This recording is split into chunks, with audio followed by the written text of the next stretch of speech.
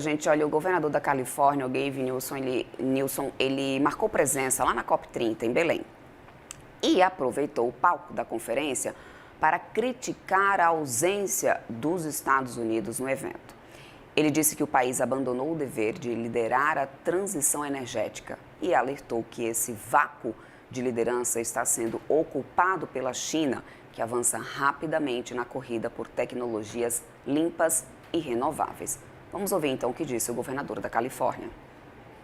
As an American, I respect and admire what China is doing at scale as it relates to supply chains and manufacturing. And the United States of America better wake up to that. Our legacy automobile manufacturers better wake up to that. This is not about electric power. This is about economic power. And we in the state of California are not going to cede that race to China. We're going to compete in that market. And I think one of the great abdications, final point, is the own goal of a president of the United States who simply doesn't understand how enthusiastic President Xi is today, that the Trump administration is nowhere to be found at COP30 today. Bom, é para analisar essas declarações do governador da Califórnia, o impacto político dessa visita, que a gente conversa agora com o nosso professor aqui, Pedro Cortes, analista de clima e meio ambiente aqui da CNN. Professor, bom, qual que é o peso político, né, que a gente tem dessa presença do governador da Califórnia na COP30 em Belém, na situação especialmente da ausência de uma delegação, né, dos Estados Unidos? E ele trazendo, inclusive, um ponto relevante ali na fala dele, que é o quanto que os Estados Unidos abrem espaço para a China nesse momento, com essa decisão. É isso mesmo, professor?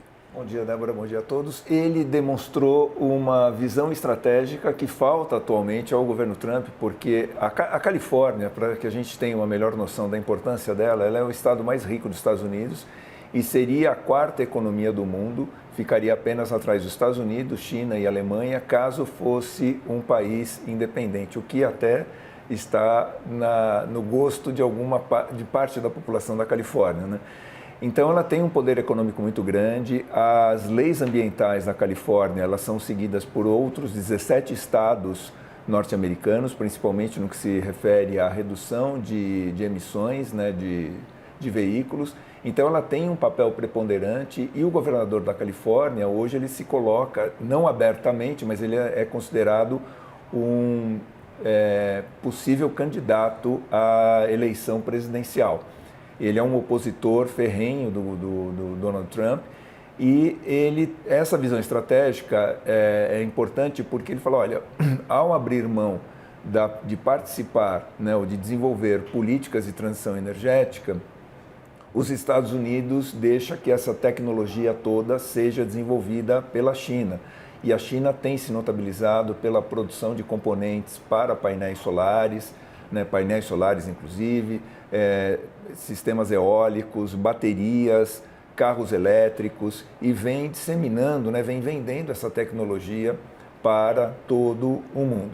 E eles fazem isso para expandir o seu poder econômico. Não é obviamente há uma visão política por trás disso, mas não é o que eles colocam como primeiro ponto. Eles estão expandindo isso economicamente, ocupando esse vácuo que os Estados Unidos têm deixado, inclusive em relação à produção de veículos elétricos, né? A tecnologia usada pelos veículos produzidos na China é uma tecnologia mais avançada do que aquela hoje utilizada pelas montadoras americanas. Então, ele demonstra essa visão estratégica. Fala, olha, os Estados Unidos abdicou de ocupar espaço importante na transição energética, priorizar combustíveis fósseis, quando todo mundo caminha para o outro lado, e com isso os Estados Unidos perde espaço no desenvolvimento de novas tecnologias, perde espaço econômico, e ele até menciona, né, que na Califórnia você tem muito mais empregos relacionados à indústria de transição energética do que relacionado ao uso de combustíveis fósseis.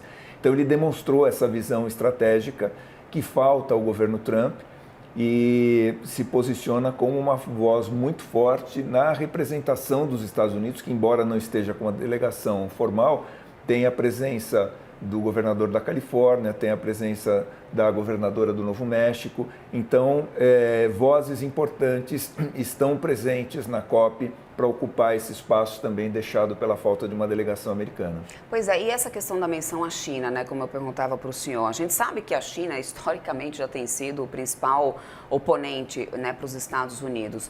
Tem fundamento realmente isso? Ele fala que os Estados Unidos, inclusive, dá mais espaço para a China. Eu tenho visto outras análises também em relação a isso. Que espaço seria esse e qual que é o peso dele fazer esse tipo de menção também na fala dele, professor? A China é o principal supplier hoje para sistemas de transição energética, baterias, equipamentos fotovoltaicos, equipamentos eólicos, veículos elétricos. Então, ela tomou uma posição estratégica no desenvolvimento dessas tecnologias, inclusive pelo fato de que a China ela quer reduzir a sua dependência do petróleo, porque estrategicamente ela sabe que ela é um grande importador, ela sabe que a cotação do petróleo, sempre pode oscilar em função de questões geopolíticas. Então, a redução dessa dependência é de fundamental importância dela, ela vem conseguindo fazer isso.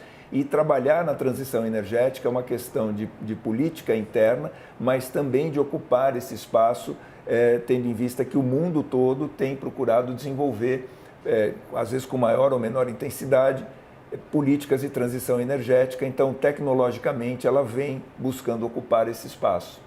Perfeito, professor. Obrigada por todas as explicações. Professor Pedro Cortes, que tem, né, vindo aqui visitar a gente com mais frequência essa semana de COP30. É um prazer para a gente, professor, contar com a sua ajuda para entender um pouco mais, principalmente de discussões e falas importantes que estão ocorrendo lá em Belém. É sempre um prazer. Obrigada, professor.